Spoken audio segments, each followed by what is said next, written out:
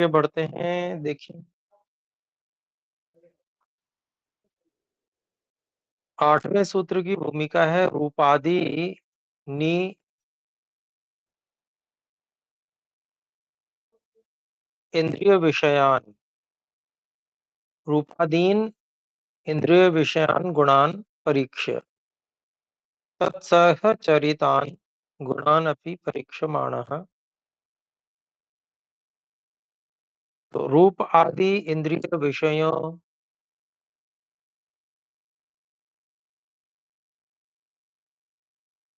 जो गुण भी हैं, उनकी परीक्षा करके उनके साथ के जो गुण हैं उनकी भी परीक्षा करते हुए क्रम प्राप्ताम संख्याम, क्रम से जो प्राप्त हो रही है ऐसी संख्या को अंतरयित्वा अल्प विषयत्वात्, अर्थात उस संख्या का विषय छोटा है इसलिए उसको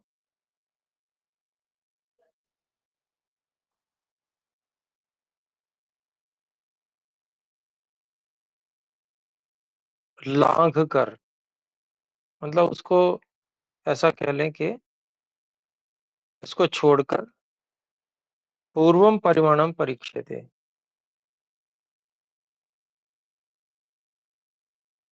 नहीं, संख्या का विषय छोटा नहीं है बल्कि परिमाण का विषय छोटा है, इसलिए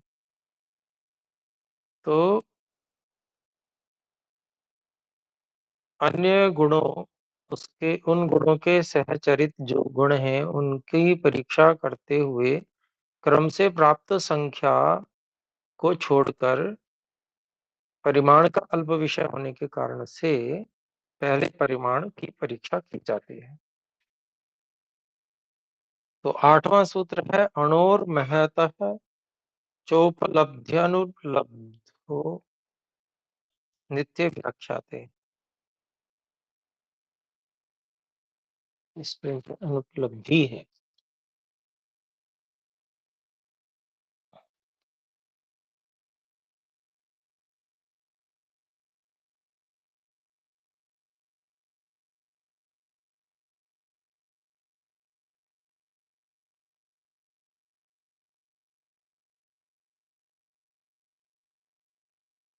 अणोर महतश्चोपलब्ध्यनुपलब्धि नित्य व्याख्याते। अणोः महतः च उपलब्धि अनुपलब्धि नित्य व्याख्याते। इसका अभिप्राय हुआ कि अणु परिमाण, उसको उपलब्धि के साथ जोड़ दिया है, तो अणु परिमाण की नेत्र दृश्यता और महत परिमाण की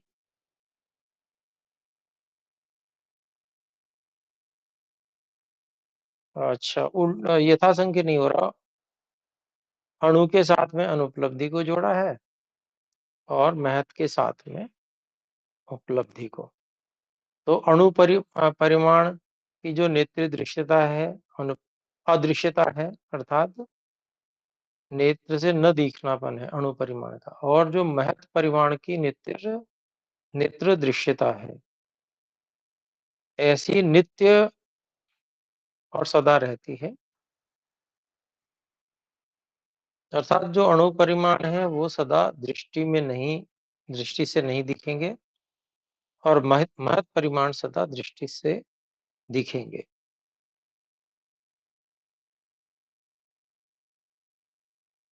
और इसमें आकाश जो महत परिमाण है वो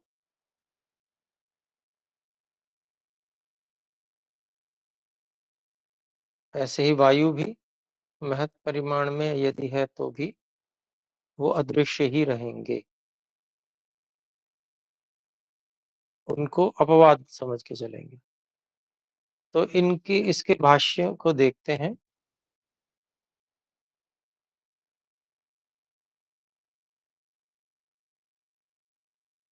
अणु महतः च, इसको खोलते हैं। अणु परिमाणस्य गुणस्य महतः, महत परिमाणस्य गुणस्य, जो अणुपरिमाण गुण है और जो महत् परिमाण गुण है उसकी उपलब्धि अनुपलब्धि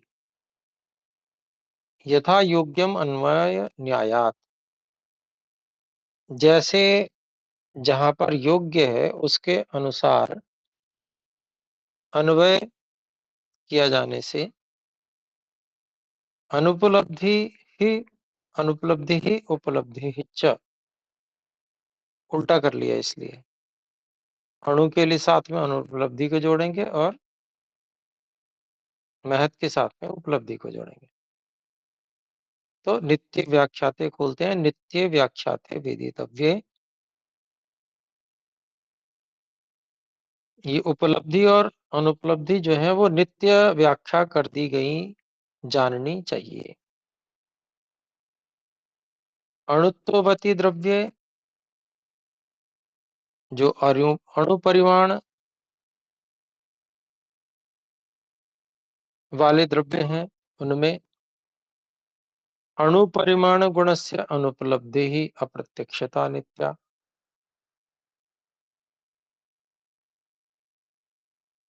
तो उनमें जो अणुपरिमाण द्रव्य है उनमें अणुपरिमाण जो गुण है वो भी अनुपलब्ध ही रहेगा, क्योंकि जब द्रव्य ही प्रत्यक्ष नहीं हो रहा है तो उसका अणुपरिमाण कैसे दिखेगा?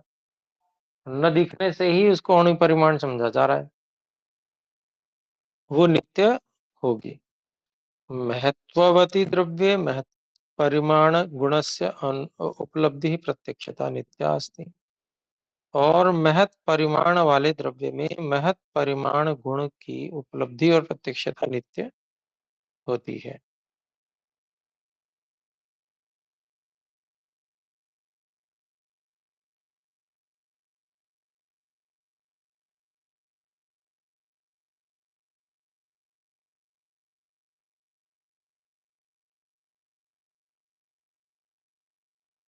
अब इसमें आगे कहते हैं, 9वें सूत्र की भूमिका है अणु महतो स्वरूपम कारणम च प्रदर्शयन्। अणु और महत इनके स्वरूप और कारण को दिखाकर या दिखाते हुए पूर्वम महतः स्वरूपम कारणम च, पहले जो महत है उसका स्वरूप और कारण, और पश्चात अणु स्वरूपम कारणम च कथयति, और उसके बाद में अणु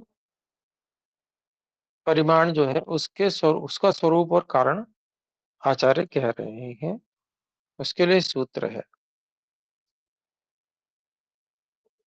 तो अणु परिमाण में क्या क्या आ जाएगा? जो नहीं दिख सकता कभी भी, वो परमाणु है, अणु है, द्वैणुक है, ये आ जाएंगे। और महत परिमाण में फिर त्रसरेणु से लेकर आगे तक, त्रसरेणु क्योंकि तीव्र प्रकाश में दिख जाता है। फिर कहते हैं कारण बहुत्वाच्च 9वां सूत्र है, और अतो विपरीतम अणु 10वां सूत्र है। दोनों में जो भूमिका में बताया गया उसी अनुसार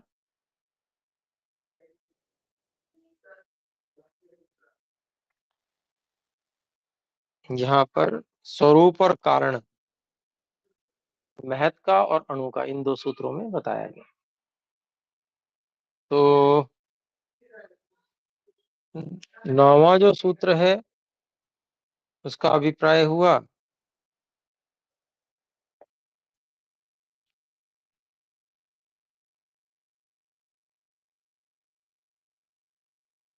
कारण बहुत्वात्, मतलब बहुत सारे कारणों से मिलकर बहुत जो परमाणु आदि हैं कारण, बहुत सारे मिल जाते हैं, इसके कारण से वो महत परिमाण गुण उपलब्ध हो जाता है। इससे विपरीत अणु है, अणु जो है वो अकेला ही है, वो बहुत सारे नहीं है, इसके कारण से वह अणु परिमाण ही रहता है। तो भाष्य देखते हैं। अनयोः सूत्रयोः एक वाक्यता अस्ति, कारण बहुत्वाच्च त्रसरेणु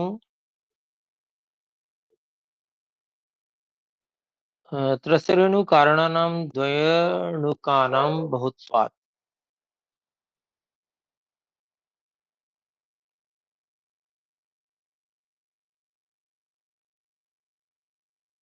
जो त्रसरेणु है उसके कारण जो द्वयणुक हैं अ, उनके बहुत होने से चतुरणुक कारणानां त्रणुकानां बहुत्वात्।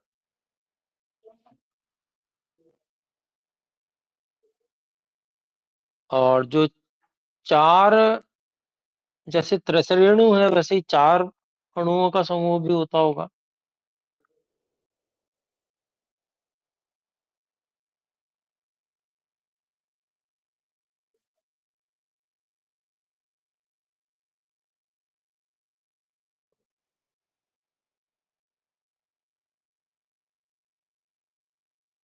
तो जो चतुरणुक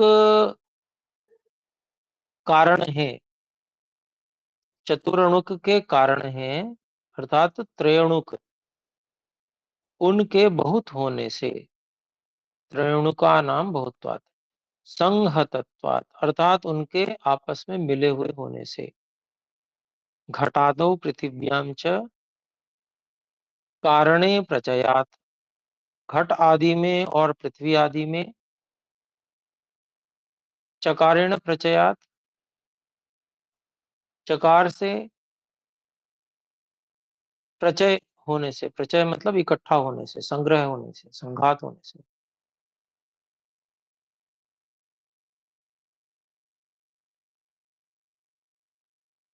तो जितनी भी बड़ी बड़ी वस्तुएं हैं उनमें जो है चतुरणुक है, त्रैणुक है, ये सब बहुत मात्रा में मिले हुए हैं, इकट्ठे हैं।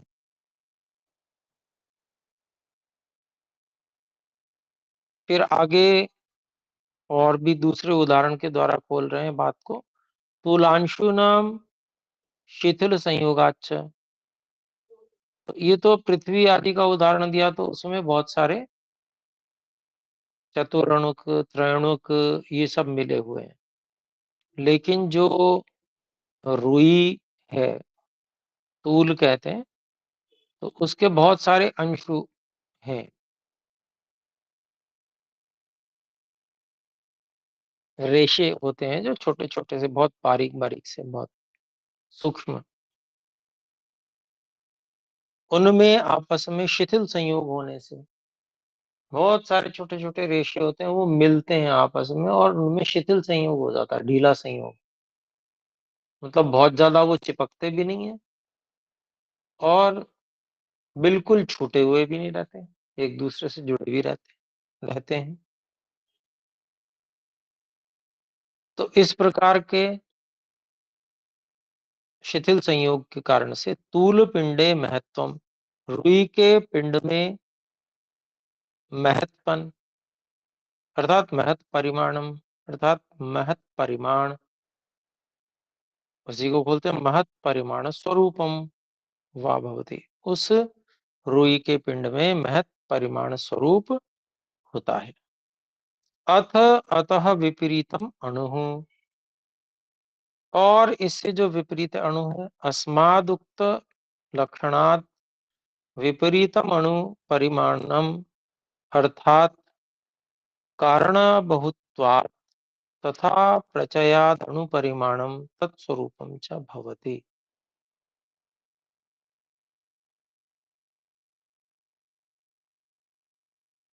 अब उससे विपरीत अणु परिमाण के विषय में कह रहे हैं, जो पहले लक्षण कह दिया महत का, उस लक्षण से विपरीत अणु परिमाणम, अणु परिमाण उससे विपरीत है, अर्थात कारण अबहुत्वात्, कारण बहुत नहीं होने के कारण से, या तो एक होगा या दो होंगे ज्यादा से ज्यादा अणु। तो दो को बहुत बहुवचन नहीं माना जाता, जब तक तीन नहीं होते तब तक बहुवचन नहीं होता। तो कारण अबहुत्वात्, बहुत कारण न होने से, तथा प्रचयाद अप्रचयाद अणु परिमाणम तत्स्वरूपम च भवति। और अप्रचय होने से, इकट्ठा ना होने से, बहुत सारे इकट्ठे नहीं होते हैं वहां पर, इसलिए उसको अणु परिमाण और उस अणु परिमाण का स्वरूप कहते हैं, अर्थात वो अणु परिमाण स्वरूप होता है। यत् खलु द्वैणुके परिमाणम, जो द्वैणुक में परिमाण है, तद अणु, वह अणु परिमाण है। यच्च प्रचयहीन स्थूलांशुः तत्र अणु परिमाणम अस्ति। और जो प्रचयहीन अर्थात जो इकट्ठा नहीं हुआ हुआ है, ऐसे तूलांशु, रुई के बहुत छोटे छोटे जो रेशे होते हैं, उसमें अणु परिमाण होता है। तो एक तो रुई में रस रेणु के बराबर बहुत छोटे छोटे से बारीक होंगे, वो तो महत्व में ही आएंगे, वो अणु में नहीं आएंगे। लेकिन जो आंख से नहीं दिखने योग्य इतने बारीक होंगे, इतने सूक्ष्म होंगे, वो जो है वो अणु परिमाण में माने जाएंगे।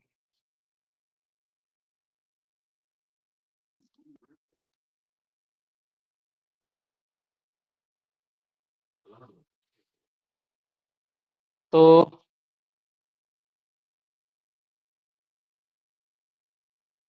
अब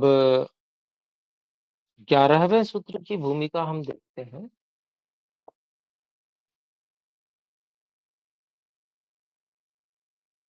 अणोर्महतश्च परिमाणस्य अधिकरणम आश्रयः वा यद्यपि भिन्न भिन्नम भिन्नम भवति।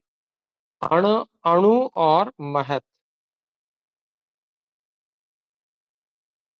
इन दोनों के परिमाणों के जो अधिकरण आधार हैं, अर्थात आश्रय हैं, यद्यपि भिन्न भिन्न भिन्नम भिन्नम भवति, दोनों के भिन्न भिन्न होता है, दोनों का ही आधार भिन्न भिन्न होता है।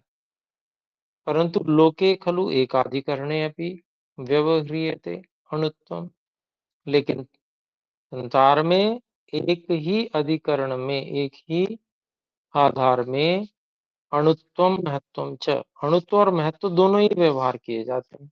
तत्कथम कथमिति उच्यते, वो कैसे किए जाते हैं, इसको बताते हैं।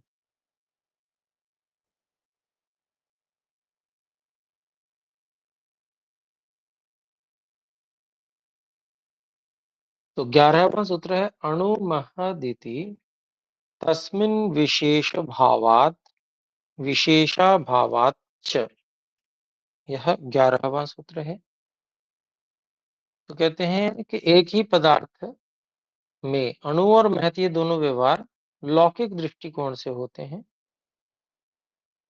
अन्य द्रव्य की अपेक्षा उत्कर्ष और अपकर्ष होने और न होने से। और उसका उदाहरण अभी इसमें आएगा, जैसे आंवले की अपेक्षा से अमरूद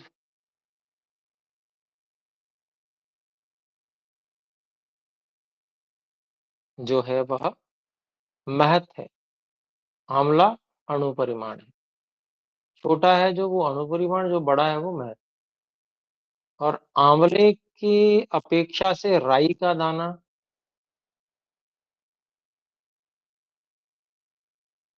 सूक्ष्म है, अर्थात अणु है। तो वो राई का दाना वहां अणु कहा जाएगा, और वही आंवला जिसे अमरूद की अपेक्षा से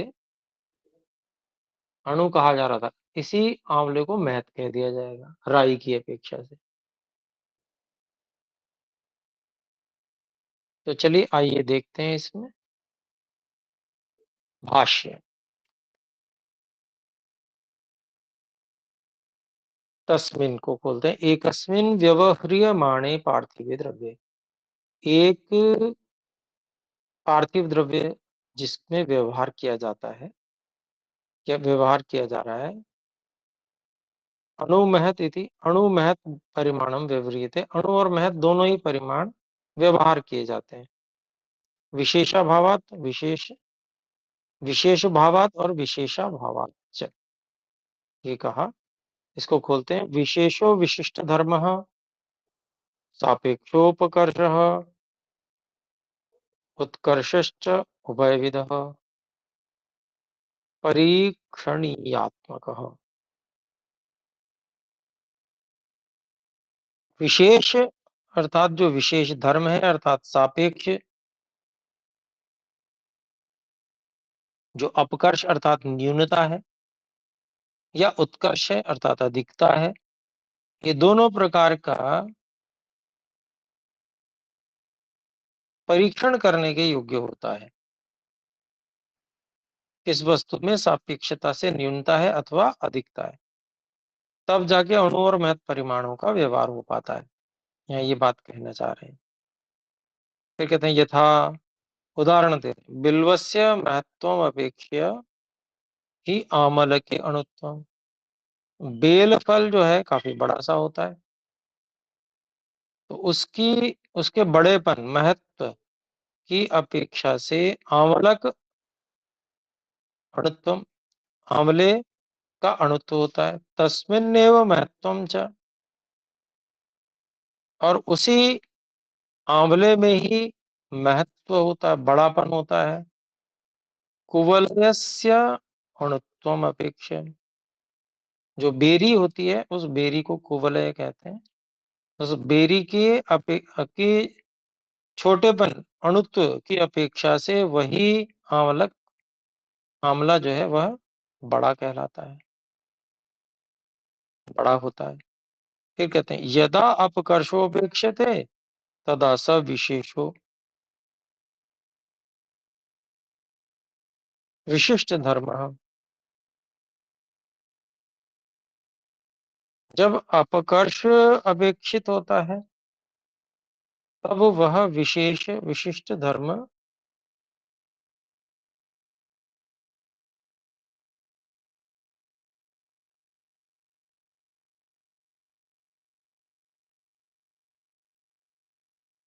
अर्थात विशिष्ट धर्म क्या है? अपकर्ष है। तदा आमलकम अणु, तब वहां पर जो आमलक आंवला है वह छोटा है, अणु है। बिल्वात बेल के फल से। तत्र आमल के अपकर्ष भावात, उस आंवले में अर्थात न्यूनता होने से, भावात अर्थात होने से, बिल्वम महत अपकर्ष अभावात, और जो बेल फल है वो बड़ा क्यों है? क्योंकि उसमें न्यूनता का, छोटेपन का अभाव है।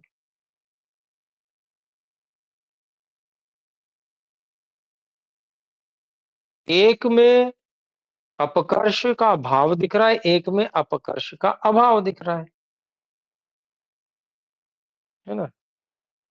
तो इस कारण से एक अणु है अर्थात आंवला अणु है, और बेलफल महत है।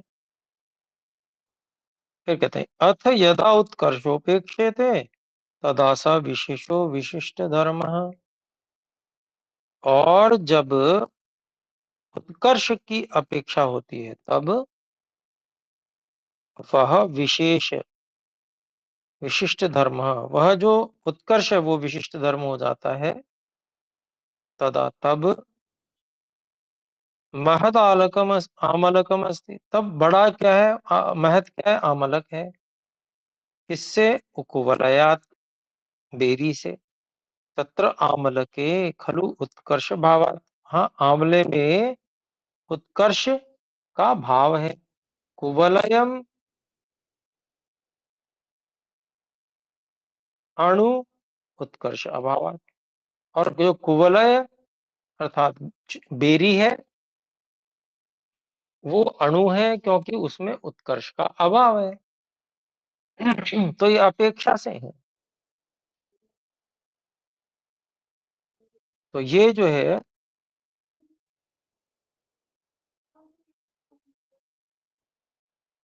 जो अणु और महत का व्यवहार है, ये अनेक बार इस तरह से भी देखा जाता है।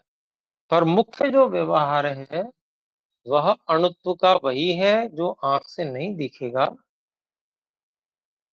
और महत्व का वही है जो आंख से दिखेगा, बड़ा होगा, है ना जी, ये है। तो समय हो गया है, अभी इतना ही रखते हैं। आइए एक बार ओम का उच्चारण करें। ओ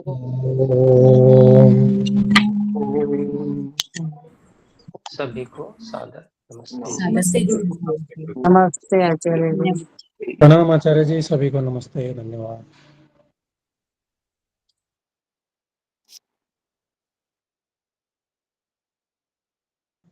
नमस्ते आचार्य जी।